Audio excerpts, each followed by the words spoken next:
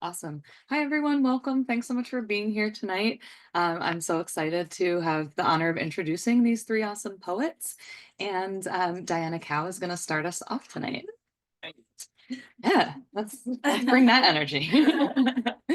Diana Cow's poetry has appeared or is forthcoming in the Yale Review, Crazy Horse, Hayden's Ferry Review, Gulf Coast, and elsewhere.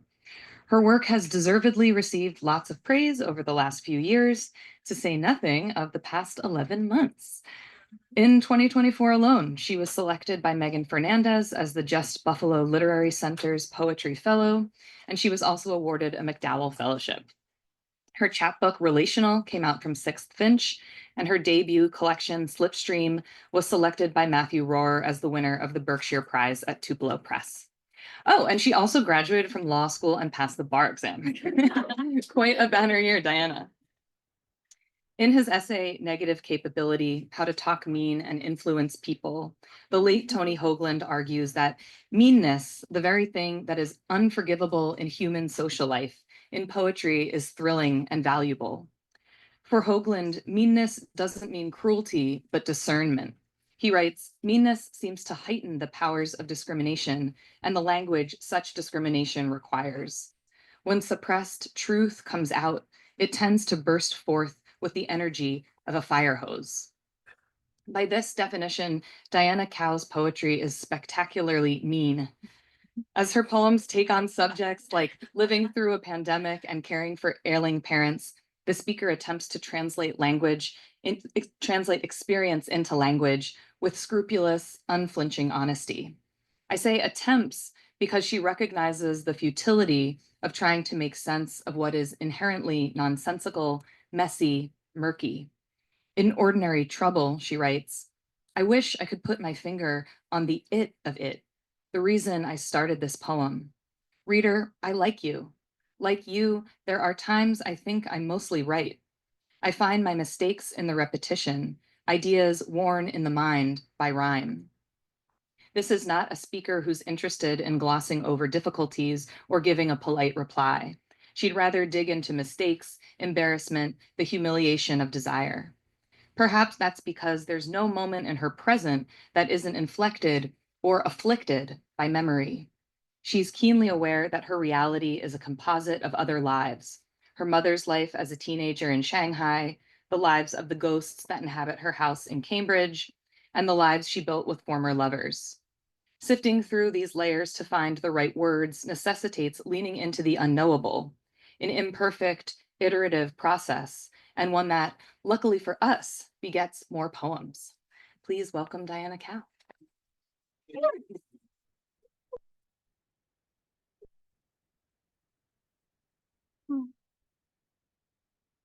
Thank you. That was amazing. Thank you so much, Ari. I'm really excited to be reading here tonight with these amazing poets and with so many friends. I think I'm going to read just like maybe 4 poems tonight, but I'm going to start with the longer one. This is a sonnet crown, which for those who don't know, it means you'll hear the first line of every sonnet repeating the last line of the poem that came before. And then the very last poem is made up of the first lines of all the previous ones. This is Sick Days, Sonnet Corona, February 2023, Cambridge, Massachusetts. How many famous people have been sick in this house? Famous meaning old. Horace Mann had tuberculosis here when cobalt was thought to be the cure for consumption. The day I got sick, I was at the doctor's, but not in that order. Just the standard questions. Family history of cancer? I don't know, I say. We think so? Do I mention the lack of physicians in Cultural Revolution era China? She doesn't need a history lesson. None, writes my doctor, and I think I should have given the history lesson. Sex with men, women? Anyone, I say. And at least that gets me a laugh, though I wasn't trying to be funny. It's funny. I like to joke about the ghosts, but they haven't shown up yet. I like to joke about the ghosts, but they haven't shown up yet, and now would be a good time.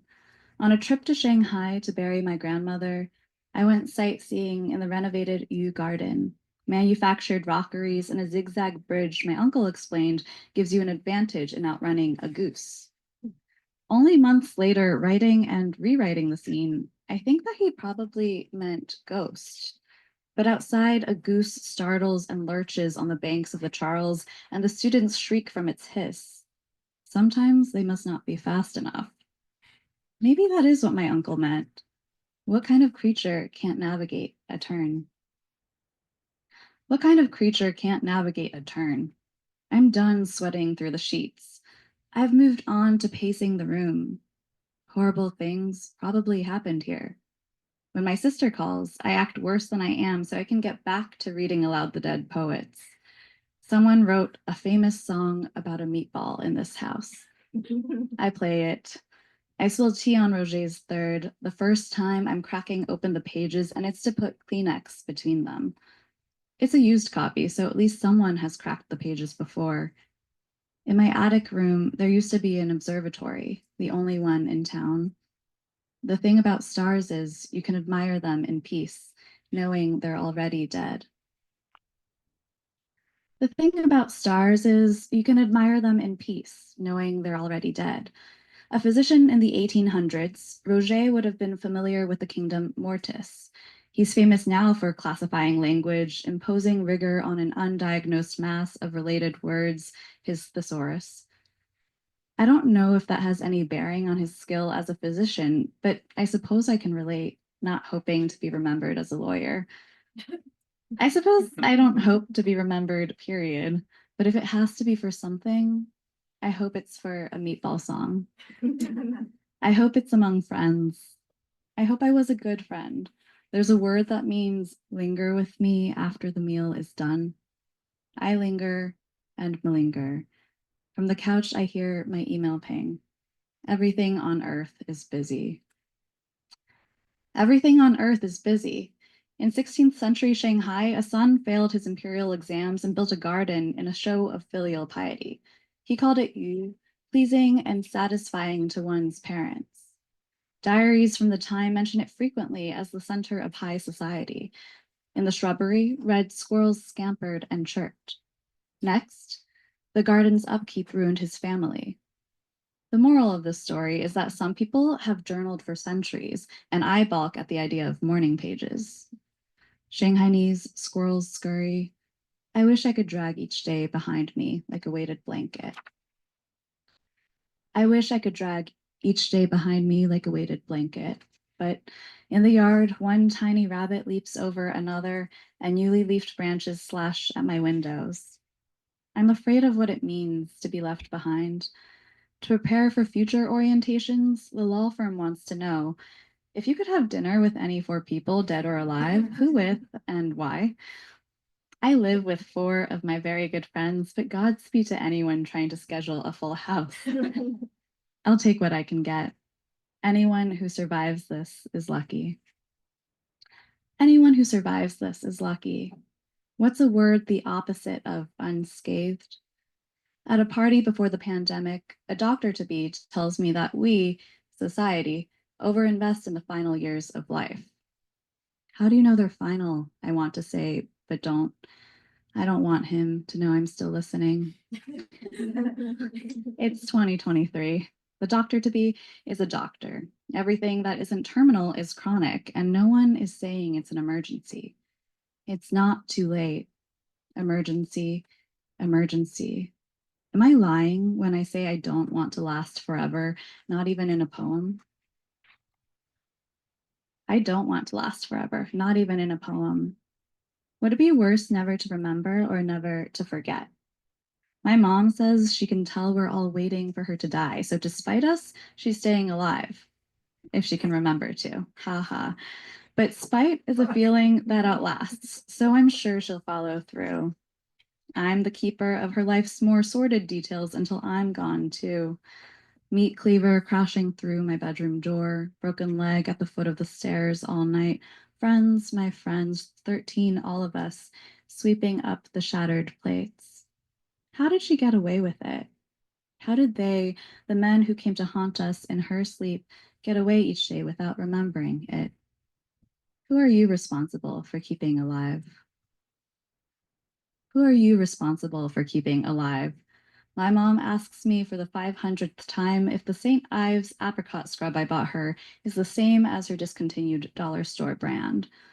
She likes to stare into the passenger seat mirror while I drive. It's amazing that one of the final things to leave her is her vanity. How do I know it's final? On my last day in quarantine, I sat on the counter and photographed myself for no one. For the internet, I posted a black and white family photo, stiff postures and plain communist garb. Friends commented that they could see an echo of her in me. My mother was beautiful and likes to pretend that's all she was. She was. I wish I knew her in the past tense. How many stars have been sick in this house? How many people have walked through these walls? I joke about the ghosts when they haven't said a word to me. I don't know what I should be running from. The stars, I understand, are already dead. But everything on earth is busy, busy, and each day passes me with me. I'm such a drag. Wait, I mean, I'm lucky. I know I'm dying when I say I don't want to last forever buried in some poem. Who made me responsible for anything?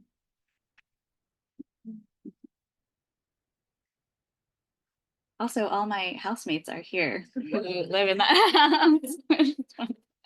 um,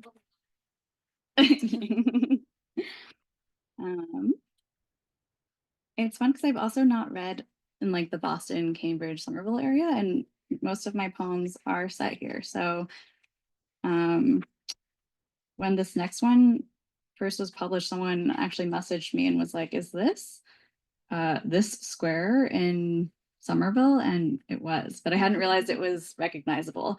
So maybe you'll recognize it. This is called Omens. Across the street, a man ran by, arms full of shallots. I packed my partner's freezer full. I can show love. I bought frozen tortellini at the specialty food store, trying not to listen as the shop owner worried about running out of goods. I went for a distance walk, but while I was out, my partner emptied the fridge, so unaware of what we possessed, he thought it might all be expired. I wish I weren't such a glutton for meaning. Another poet might write about chance. By chance, we met on this very street the night after I noticed the stained glass building, thought, what kind of life is in there? By chance, this virus replicated its strands in some wet body that looked like mine. By chance, the color of the light, under which you might catch yourself villainous, benevolent, redeemed either way by your particular dice roll. But then it was a 17th year, and the cicadas erupted. 100 years ago, another flew. Friends, parents have always died. There's an order to things, omens in the frozen goods. You can see them too.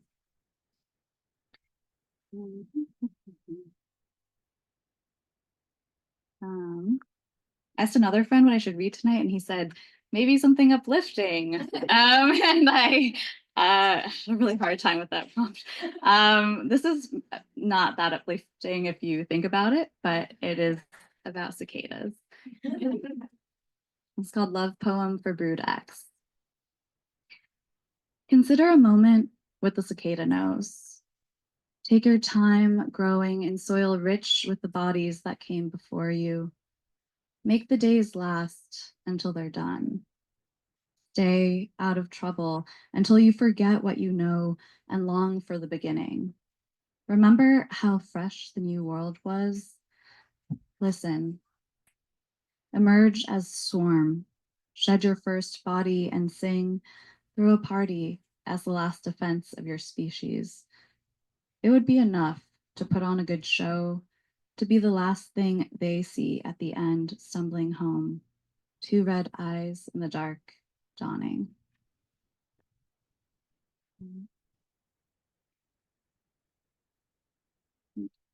Um, I also haven't except for the Sonnet Crown, I haven't read these out loud before, so that's fun. This next one is called Sometimes You Have to Be Still and Suffer. um, Sometimes you have to be still and suffer, my teacher says about writing, but I have an active suffering that calls me to run after it. Keep up, says the feed of bad news. It's dangerous to see others as an abstraction. I don't need to hate anyone as an abstraction because I have my mother. I hate my mother. She who keeps stealing the car keys is very real. I see her. I know terror. What does it mean that I know just where to find a sugar baby, but not a nice companion for my terror? What does it say about me that I'd rather be a sugar baby than a nice companion for my mother? I don't actually know if that's true. But when I'm in a car chasing my mother down I-95, wind slicing through the papers in the back seat, I'm not thinking about writing or about suffering, even if that's what this is. And I think I'll leave it at that. Thank you.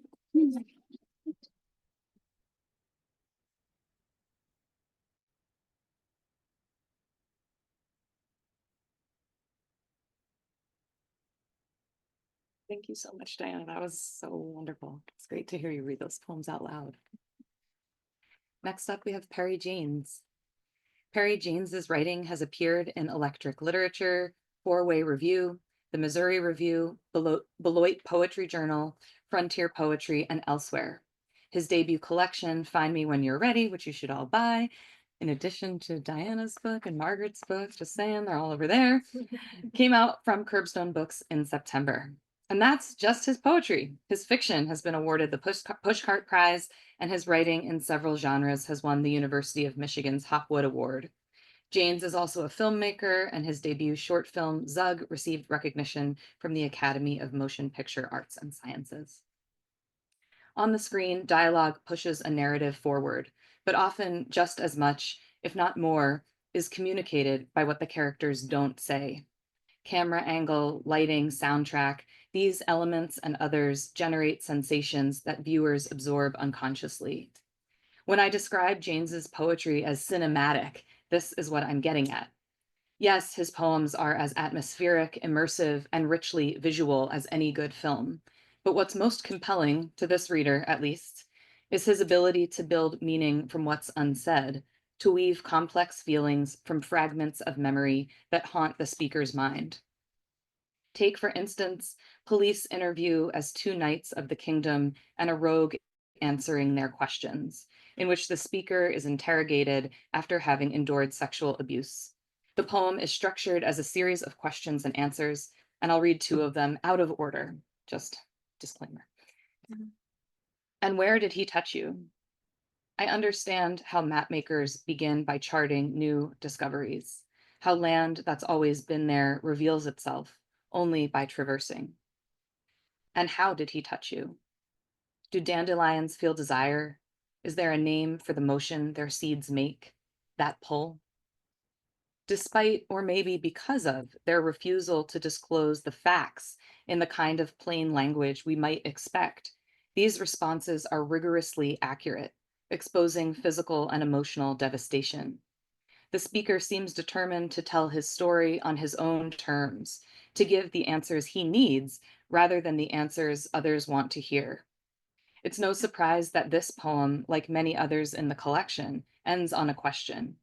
In Find Me When You're Ready, Janes explodes the concept of testimony, challenging us again and again to come closer and listen. Please welcome Perry Janes.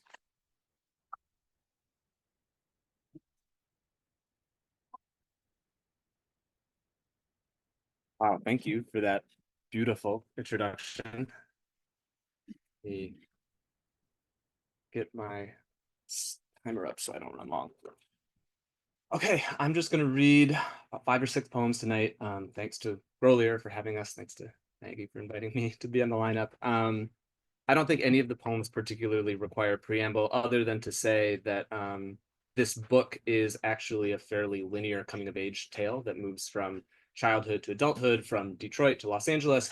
And so we're going to begin at the end, and then we're going to go back in time and kind of, skim across that journey as we go.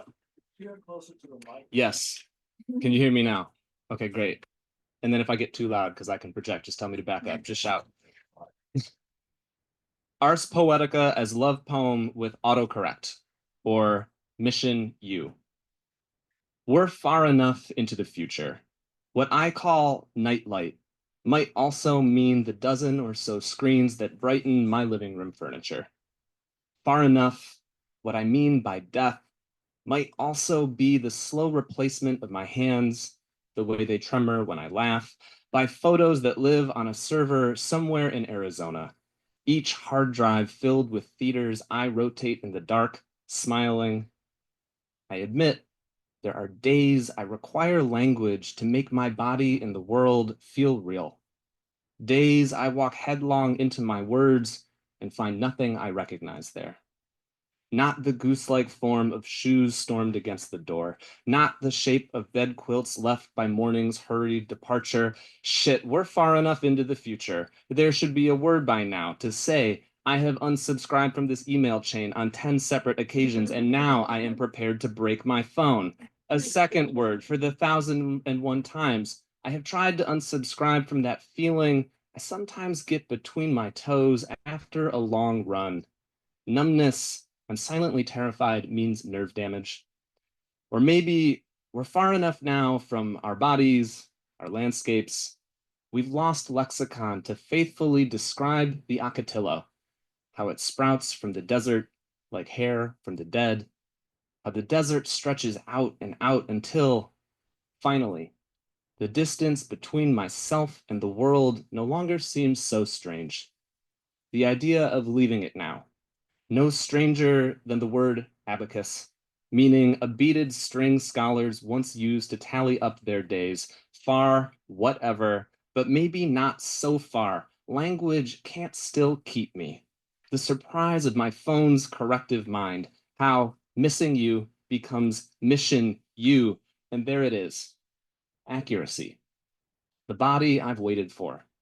Body, yours, I need. One small toe reaching farther than its neighbors, fat tumor blooming below the shoulder that I kiss to keep well-loved and benign. You, magpie comedian laughing in your mother's voice. You, houseplant empath gently misting their leaves. You, objective and journey, obstacle, reward. Our future blinks by, surprising and mundane. And look how far we've come, you and I, needing only the word our feet make as they walk side by side.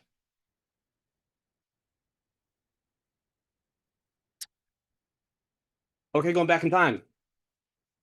This music. As a child, I had a tendency toward the chronic. Ear infections, outbursts, nightmares. Through 5 long years, I carouseled in and out of exam rooms, schoolyards.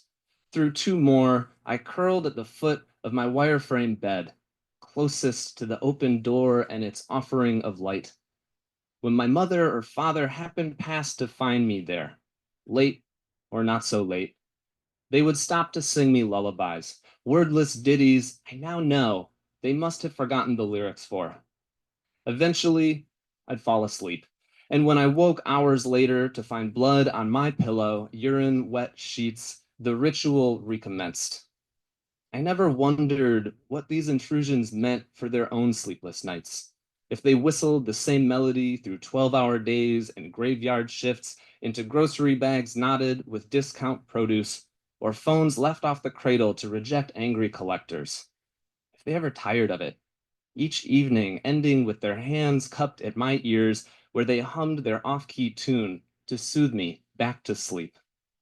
Years later, in high school, the gaunt-faced teacher already eyeing college admissions assigned us to write about a period of suffering or struggle in our lives. When I stood at the front of the class to recite what I'd written, even my teacher betrayed his surprise and something like satisfaction by my little efforts at lyric. Finally, I thought, some use for it all. and rushed home to perform for my parents, pleased at this music I believed I had made.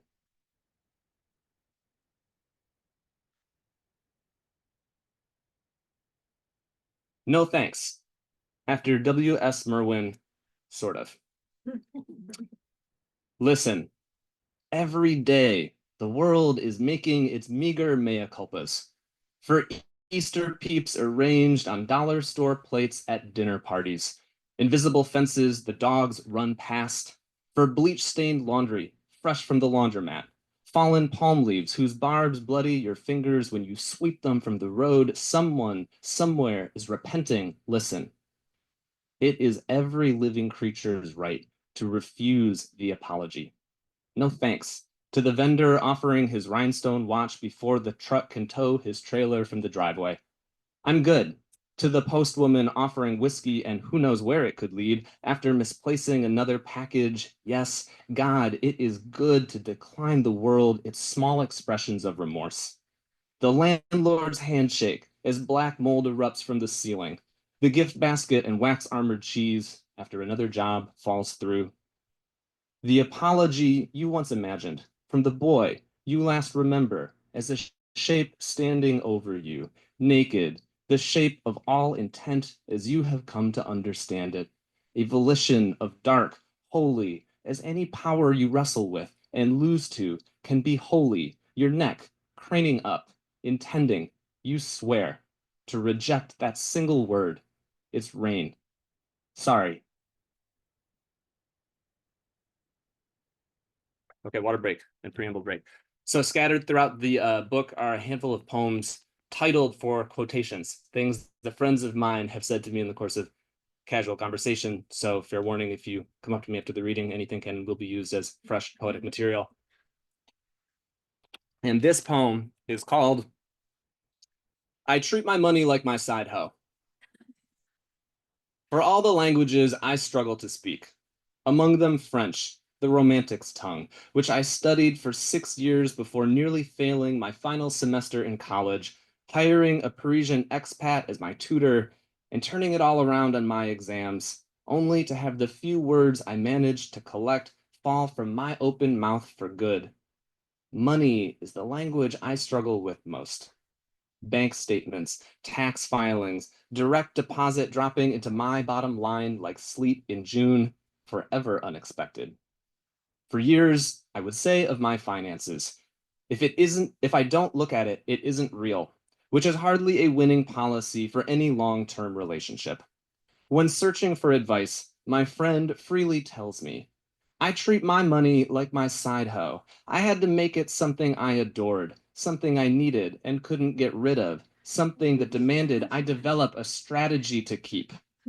Ever since, she's managed her assets meticulously. Though the love may be wicked, controlling, so what? I take her advice to heart. I purchase the second phone, pay as you go, with minutes easy to replenish by anonymous credit and put H&R Block on speed dial. I create separate email accounts with obscure screen names and randomly generated passwords. At night, I hoard each envelope spirited from the mailbox, poured over in low light, later locked in cabinets full of fevered correspondence. I am constantly afraid to admit how badly I want this. A few months in, I buy myself expensive gifts because I understand it's my job to keep the thrill alive. Persian towels, Parisian bath salts, enough French left to read the label. I call my accountant.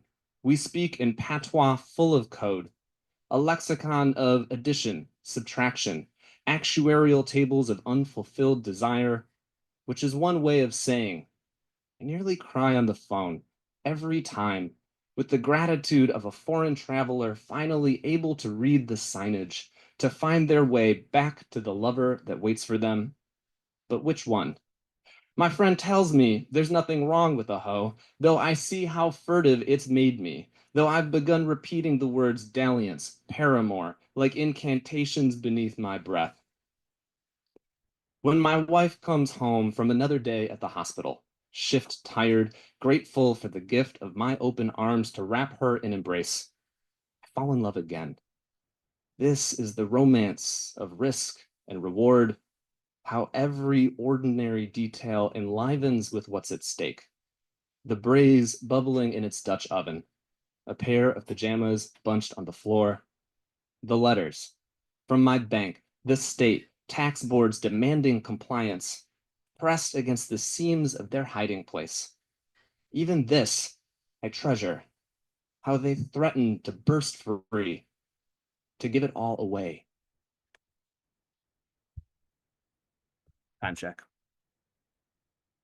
Ooh, all right, we got time for two more. To the social media influencer in line ahead of me at Starbucks. I wasn't watching when you pulled the phone from your pocket, fired up the camera, held it overhead to proclaim, "Yo, I'm here at Starbucks on Melrose with these fly-ass Angelinos." So maybe that's on me. But the fact is, I was caught by surprise when you turned the lens behind you, smile, motherfucker, and I mooned, dumb as a cow in its stall for the screen. I moved to Los Angeles for familiar reasons. The truth is, I was once an accomplished child actor performing well-adjusted cheer for my parents. I remember calling my house a black box theater, as only an only child with an active imagination might call it. It is difficult to describe now, this feeling of always being watched. Protective, sure, but also, I don't know, expectant. The way one watches a pot of water before it boils, a morning glory half wilted on its stem the moment the sun peeks up, and you hope for the damned thing to open. I haven't spoken to my family in weeks. Spoken, I mean, in the manner of families on television, all breezy dialogue. And so I label every customer in the cafe mother and father. I imagine each corner table carefully set with placemats, each latte a casserole. We lean over and spoon one another platefuls of dinner. All of it bluntly wholesome. The mothers and fathers not yet training their cyclopean eye on the child they fear they've failed. The violent action now, all backstory. Each new detail rife with danger, the child now and always held in their sight, even at a distance, even through the camera of a customer in some California Starbucks, staring with barely concealed interest as the internet celebrity, having made the rounds, returns to try me once more. How about that smile? And see how easy it can be to be the morning glory just for a second. To imagine your family somewhere, flipping channels in the ether, finding you there on the screen, wondering if you will do what they have always hoped, if you are going to wave, if you are going to smile and cry and thank them for watching. Okay, this last poem is the last poem of the book. It's the poem that I tend to close out just about every reading I do with. When I first wrote it, I thought of this very much as a pandemic poem, and you'll see COVID makes an appearance rather early in the poem. But as I get older, I've come to think of it as a mid-30s poem, particularly as much of my community and my friends and my family kind of moved to the four corners of the country. And I find myself reaching for ways to keep them all together in one place. This is called The Cookout, after Jason Schinder's poem, The Party. That's how it goes. The meal ends, all of us scraping the plates of our loneliness into the dishwater. I hug my friends goodnight. I don't take special notice of the way Priscilla's elbow clicks when it bends, how Bash's collarbone juts into my neck. I close the door behind them, and just like that, the virus. Just like that, months of video calls. I pray this email finds you in hopeful spirits. That's how it goes. What arrives, arrives suddenly. I disinfect the groceries. I sit on the toothsome couch. I blur days with days on television. It is a story with very little action. When I was still a boy, my parents would cruise around suburban streets, singling out houses we would never be able to afford. It didn't matter. I stretched my little legs across the car seat like a couch, made a TV of my Game Boy. I bay windowed the moonroof. I pitied the others, Those kids with backyard swimming pools and au pairs who didn't know this augury, this homing the night, our own. Today, I cul-de-sac the sugar packets strewn on my dining table. I stretch the Afghan above the bed, its threadbare blue skying with lamplight. Friends, I imagine the cookout we'll have here. I roof my hands, I picket my teeth, I lawn and lawn the tongue for any who need to rest. Come through, bring the beer, Mike. Will, help yourself to the barbecue. Tom, Jake, you're in charge of margaritas. Quit asking Kevin, of course you can bring the dog. Come in, Sam, come in, Fatih. Hugh, goddamn, let me try on those glasses. Andres, put the little ones on the carpet. Dries is here, with Cynthia, there by the hearth. Marianne nursing her mug of cocoa, having found unlikely companions in Chris and Gina. Listen to them, yammering about the news. Tina, darling, you know these halls better than any. Crank up the speakers, never mind the neighbors. V, I've saved a blanket special for your shoulders. Tell Matthew he doesn't have to worry. Stop tidying the counter, Van. Brandon, you too. My parents will be here any moment. Dan's on his way. Are you surprised he forgot the time? I have to name them. You understand. I have to name them to understand they're here. That's how it goes. We home whatever we have, even the body, especially the body. And although it is already sundown in the world of this poem, although the doors are opening, the guests again making excuses, streaming into a dark I am no longer certain we will ever step out from. Here are their dishes. Here is the water, dirty with signs of their living. Thank you.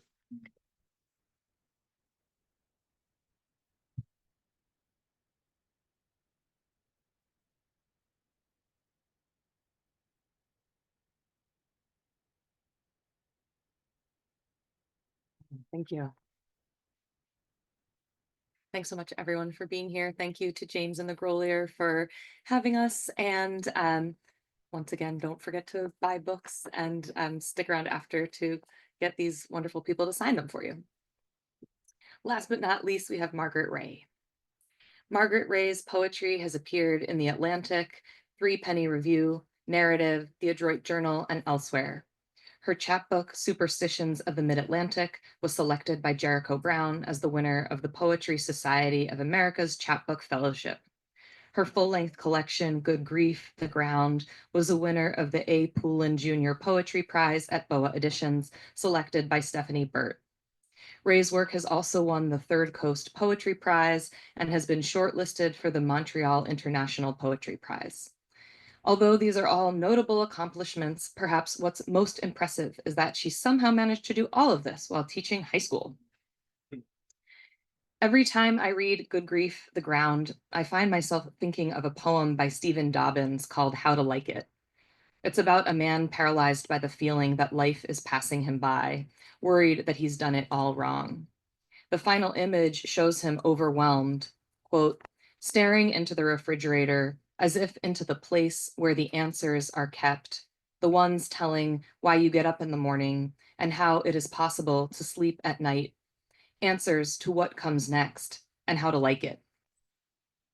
Margaret Ray's poetry is in many ways an instruction manual in how to like it, though the answer is not straightforward. In Something That Floats, she writes, "No one listens to women when they're crying. No one listens to women unless they're crying." And this is just one of many contradictions that propels us through the book. After the speaker's marriage ends, her empty house is both abyss and paradise. The joy of taking a walk with a friend or witnessing a child's fascination with the natural world is tempered by the myriad existential threats we're all too well acquainted with in the 2020s. Making out at the movies is tantalizing and shameful in equal measure, and we're left wondering whether this teenage rite of passage is tantalizing because it's shameful or shameful because it's tantalizing. Both and, Ray's poems tell us. To feel it all is our only recourse. We have to trust that loneliness and fear make togetherness and hope even sweeter. This, of course, is a lot to ask, but if her poems unsettle, They also give us the gift of believing we can find our way through. Please welcome Margaret Ray.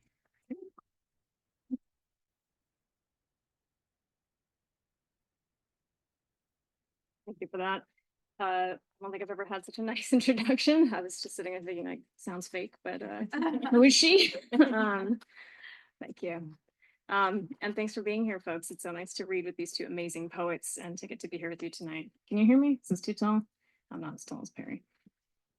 All right, I'm gonna read a few poems from the book, and then I'm gonna read some new stuff, which is different.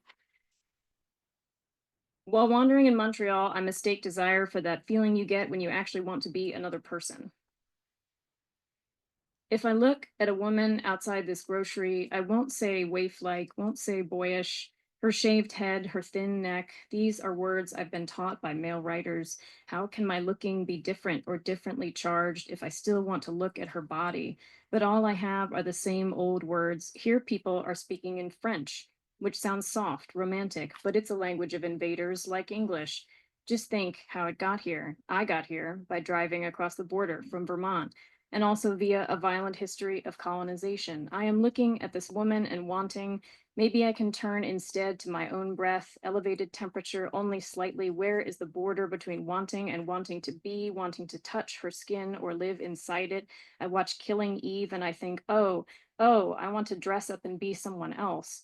Oh, I want her to cut me like that.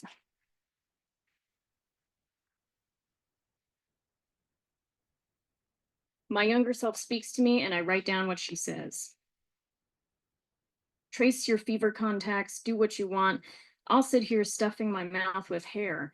It's all the same. Avoiding risk, cramming your discourse with someone else's speech. These are the things that matter. You're still absorbent. I can hear it. Fewer sources, maybe, fewer contacts. You're shrinking. You're still keenly aware of status. Look, it's not as if we weren't once that kid befriending the new girls who transferred in, not out of kindness, but from a gambler's sense that if their status turned out to be high, we could hitch ourselves to them. How can I show you my ugliness without meaning, love me, love me? Don't look at me like that. I only dulled myself in certain contexts. Stop it, I can hear you wincing. Some days it's all my brain can come up with. How foolish I was, how foolish I was, how foolish I was, how foolish. I can hear you. Is that what you want? You don't love me yet.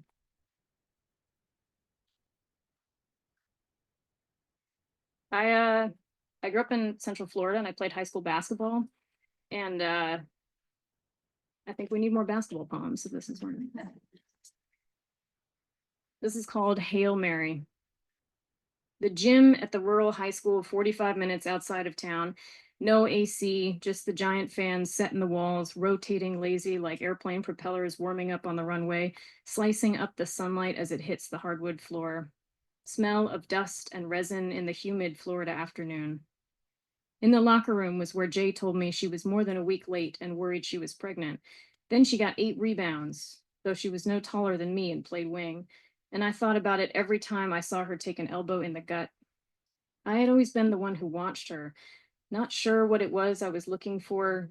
Strong and fearless under the rim, the way she'd throw her body to the floor for a loose ball. And that day she became, for me, a goddess as she sat sweating on the locker room bench at halftime, elbows on her knees, a glow of danger and ferocity pulsing off her. I don't think she'd told anyone else, but she wouldn't let me catch her eye during the game, which we lost when their point guard hit a buzzer beater from half court. And on the bus back, she sat sleeping or pretending to sleep under her hood, Discman turned all the way up. The way our lives could bend around this thing, that knowledge grew between us, a blade we would have to carry later, mothering ourselves or anything that came along.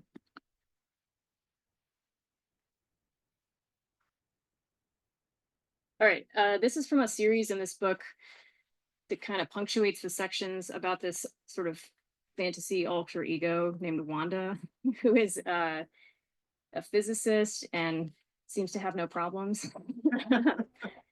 So this one is called, this is the first one in the series. Wanda is a particle physicist. I picked to read this tonight because I wanted some kind of like, a cheerful poem, an antidote. Wanda is a particle physicist. Wanda sparkles with curiosity and competence, and no one underestimates her.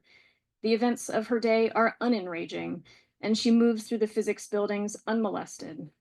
Wanda works on things so small she has to take them on a kind of faith, knowing them only by disturbances they leave in the visible world. Visible, not quite the right word. Wanda's computer does what she tells it, while in a shaft of sunlight in her office, some dust motes float, suspended. That she sees them is certain. They are real. She stares through sunlight, thinking how it is that love forms an outline of its object. Wanda looks back at the traces her particles have left, moving through a field.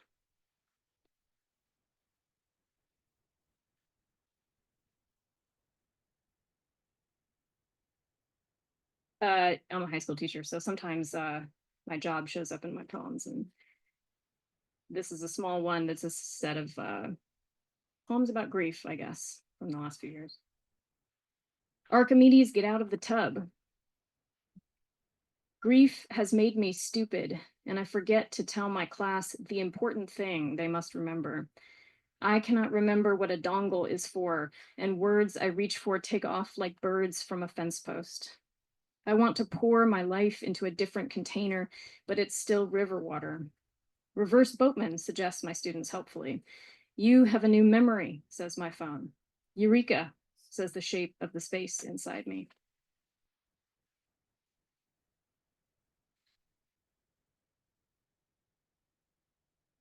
All right, this one, this last one I'm going to read from the book, and I'm going to read some new stuff. This is after the poet Cameron Awkward Rich. Late and soon. Oh, it is good to be among the living, buying the things the living buy, doing things to get money, and waiting for traffic lights to change. Yes, it is good that there are things to want and things to want to eat, deli meats and soft cheeses. Bring them with you to another apartment where someone else lives. There's the matter of picking a place to live. The storms, yes, the heat, sure, the fires, okay. But it is good, remember, good to sit behind the wheel of a car when you need to eat, to open the packages that arrive at your doorstep. Good to watch the packaging go away in a truck. There are scissors for that, and a schedule, and words to say when someone reaches out to hand you a sandwich you paid for. I'm not betting on anything. I'm inoculating myself against hope, dipping myself in a vat of its opposite till it shines on me like a coat of lacquer. I walk out into the sun, gleaming. It is good. I am saved. That orphaned glove on the sidewalk won't break my heart. It won't.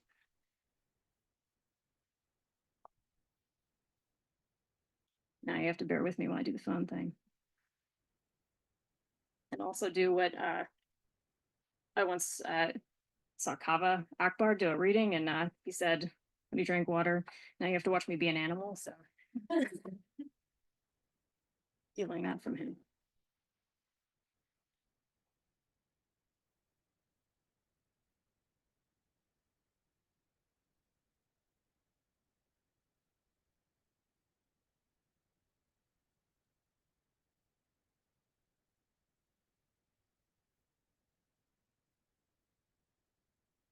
Oh no. Oh, it's because I'm on airplane mode. Because I'm a good audience. All right. Okay, this first one, I barely feel like I can take credit for because it's literally just something that I witnessed and wrote down verbatim. And if you are, people know the band Panic, exclamation point, at the disco. The title of this poem is Fruit of the Knowledge of Good and Evil, exclamation point, at the public pool. Two small girls are playing Apple Store. They pretend an invisible force pushes them into the pool and ruins their invisible iPhones. Who is doing this to us? One of them cries as they haul themselves out to enact it again.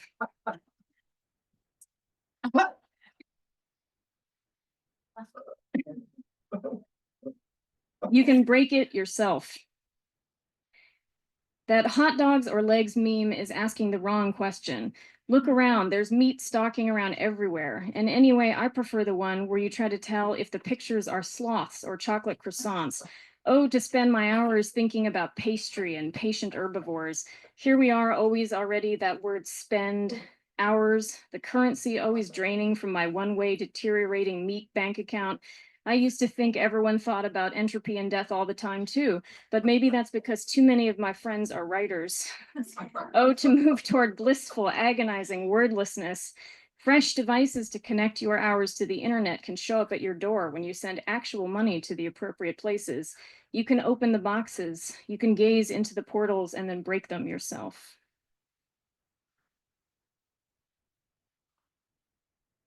Cinnabon. When we used to wander the mall as teenagers, one of my wised up friends used to talk about how Cinnabon sprayed a fake chemically engineered version of the bun smell out its storefront. So it would seem like fresh buns were coming out of the oven in order to lure people in to buy fresh buns, which had just come out of the oven. I felt awed by this knowledge she had. It seemed irrefutably true, and also like a parable I could never put my finger on, or a paradox that kept collapsing on itself. The thing itself is right here, and still we have the simulacrum. It made me feel my naivety. I was so used to thinking my perceptions were trustworthy evidence about the world, and that surely no one was out here simulating themselves.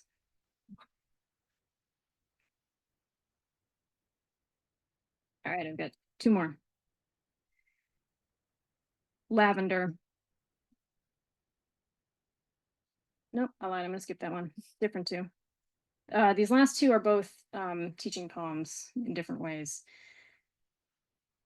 I just finished teaching Hamlet.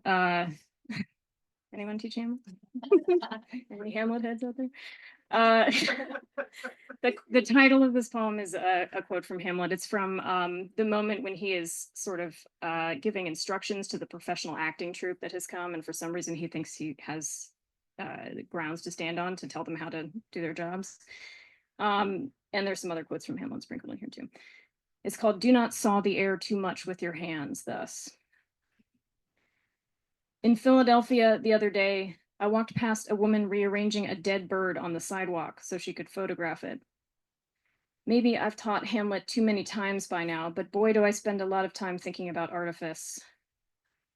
I don't want to hear about the exciting new field of prompt engineers. The spiders, we befriend them. Sure, sometimes one or the other of us wakes up with a welt and some light allergic reaction, but at least we don't have flies. Oh, Hamlet, what should I do?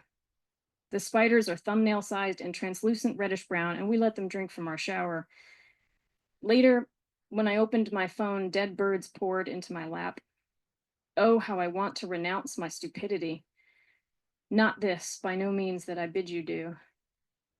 Forgive me, I have kept a dead laptop beyond repair for 7 years, toted it from apartment to apartment with each move because I didn't know where to recycle it until one day I threw it into a dumpster.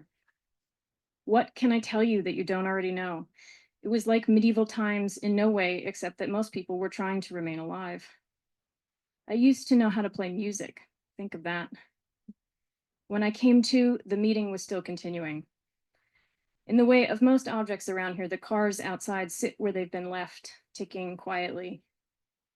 The meeting is about concussion protocols, so it is important, but no one will offer a satisfactory explanation for why we must continue to let our students gallop terribly against each other's bodies in uniforms with the school's name on it.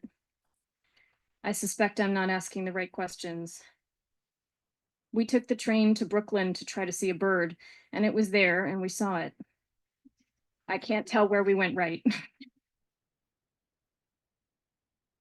Years ago, I was teaching somewhere else when the news broke that we'd killed bin Laden and a number of other people he was with, which is not to mention all our drones before and since. I remember many of the boys cheering, chanting USA as they left assembly after looking at their phones. I remember one of my girl students crying. Her father had died in the towers when she was only 4 or 5. I am sometimes embarrassed by this poem. I remember not feeling able to tell those boys why I felt it so wrong for them to whoop as they were. Why I feel I don't know anything about it, or it isn't mine to write about, or I should leave it alone. What I know about is how those boys We're cheering like after a touchdown, raised in the comfy binary of heroes and villains, high-fiving, one of the only public emotive behaviors allotted to them. My student's father, just as dead as the day before. I return to my class each morning. Today, Hamlet is thinking about what it means to die, and I am listening to my students talk abstractly about revenge. Help, angels, make us say, all may be well, the killer whispers in Act 3, just before our hero joins him in the killing. Bow, stubborn knees. The boys slept well at night. They go on to run companies, countries. I taught some of them how to fix a comma splice. And this is the last one. This is in which a student makes a more benevolent appearance in the poem. The condition of music. One day my student is crying. She has been listening to a song. It's so powerful, just so powerful. She coughs through her tears, blessedly unembarrassed, occasionally hiccuping, her face swollen. I do not ask what has filled her to the brim today. Whatever song it is has gotten between her and the world enough to pry the lid off something wordless. She sits on the floor, and I do not tell her art will be there for her all her life. I do not know if she sees her life is made of doors, music perhaps through most of them. You know how it is, I hope. You're in the middle of your life, and then gong, suddenly some music, a poem, and then the crying that begins is like a belch at first, and you listen, astonishing and long, and it calls forth such sounds from you that you remember, my God, you're alive, and there is such a thing as song. Thank you.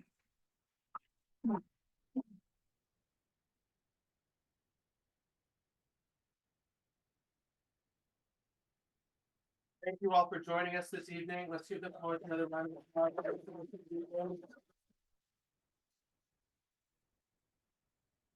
Thank you, Ari, for the wonderful introductions. Thank you all for coming. If you could all please put your chairs up against one of these walls. We have some books for sale. Poets will be signing books. Thank you very much. Yes. Also, I need to go. You all right? I need that handle.